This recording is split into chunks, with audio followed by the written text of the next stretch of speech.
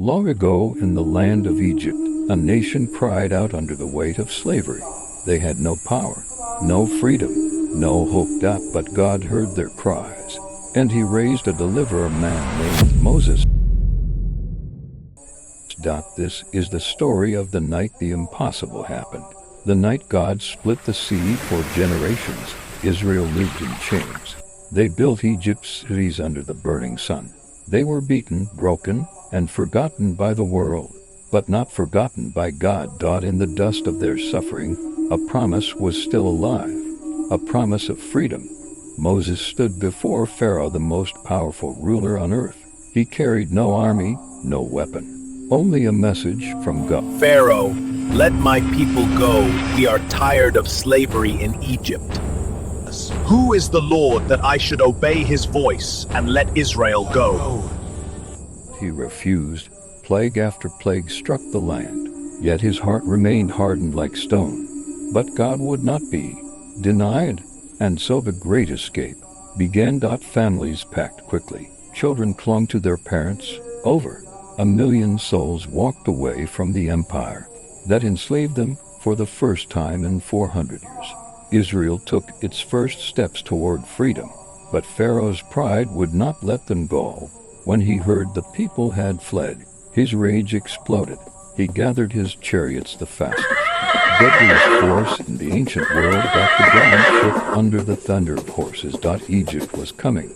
Israel reached the Red Sea, a vast, endless wall of water stretching beyond the horizon. Behind them, the dust of Pharaoh's army rose into the sky. Fear spread like wildfire. They were trapped. People cried out, "Moses, why did you bring us here to die?" But Moses didn't panic. He looked at the sea, then at the sky, and he spoke words that still echo through time. "Do not be afraid. Stand still and see the salvation of the Lord." Moses climbed a rock, lifted his staff, and stretched his hand over the sea. The wind began to howl. The earth trembled. Heaven was moving. And then God himself descended. A pillar of cloud and fire dropped from the sky, standing between Israel and the Egyptian army. To the Egyptians, darkness. To Israel, light. No one could cross it. God was guarding his people all night long. The wind roared. The sea churned. The waters shook as if something ancient was waking. And then the miracle happened. The Red Sea split in two.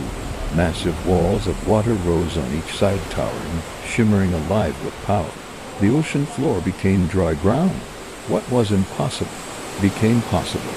Lanterns lit the path as Israel walked between the waters. Children stared upward in awe. Families held hands. Every step was a step into freedom. Behind them, the pillar of fire still held the enemy back. When the pillar lifted, Egypt charged into the sea. Chariots roared through the passage. Horses screamed in fear. But the Lord fought for Israel.